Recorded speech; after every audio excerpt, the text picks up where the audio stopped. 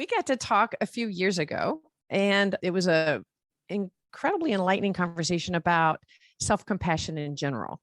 And I loved it. And I see that you've turned a little bit of your focus towards women. Yes. And I'm curious, could you tell us a little bit about why? Yeah. My new book is called Fierce Self-Compassion for Women. And that's because I found more and more in my research and teaching is that gender really plays a role in people's ability to give themselves compassion.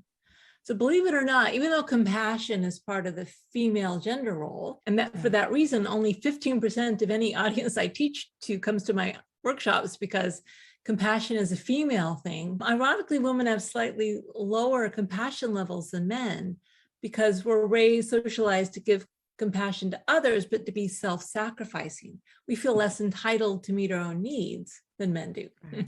So that's one thing, that's one area. And then also the thing about fierce self-compassion is my latest work talks about fierce and tender self-compassion. They're both self-compassion, but like that nurturing, caring energy can sometimes be gentle and tender, which is what we tend to think of, like maybe a mother with her child, that type of compassion. But it can also be fierce, like a mama bear, protecting yourself, standing up for yourself, speaking up, making change, taking action to help yourself be well. And what I've also found as a woman is that there's real gender role socialization in that women are allowed to be tender toward others, not themselves, but they aren't allowed to be fierce. God forbid a woman gets angry, for instance, or is too agentic or too successful. We have names for women who are too agentic or out there, outgoing, right? Forceful, powerful. But men are also harmed, by the way. It's not a one-way street. Men are harmed by their inability to be tender. Right? There's a reason why so few men show up to my workshops, even though the research shows self-compassion is amazingly good for well-being, mental health, emotional well-being.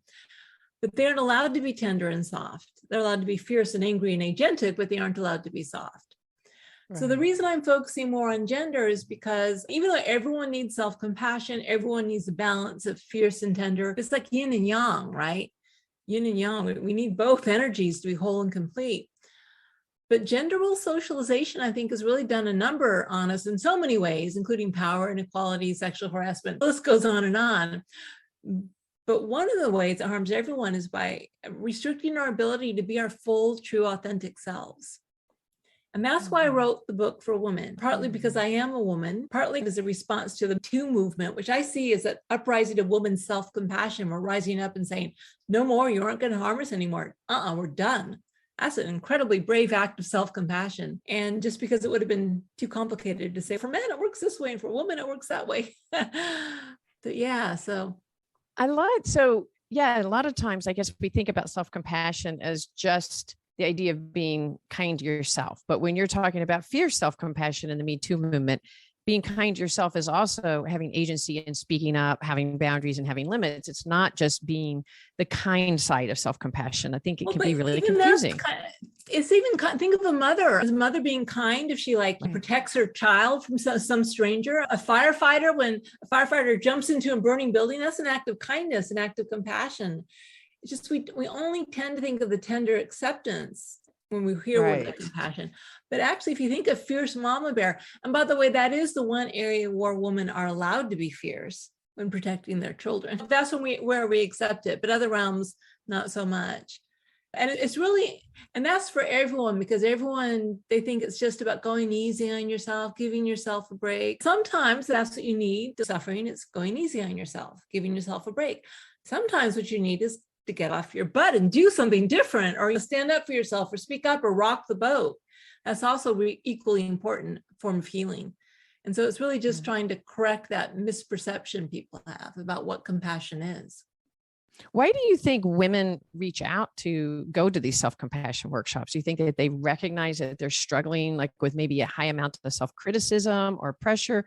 What do you think? What do you see as the biggest motive? I think women, partly because of where we're raised, we know the value of compassion, right? We've seen it. We've seen how compassion heals. We understand that compassion is a good thing, that it's powerful, that if you are hurting, compassion has healing power. I think women just are more open to the idea of it than men are, because again, men, it's all that's so a girl thing. It's crazy. Some weird logic goes on like that in men's heads.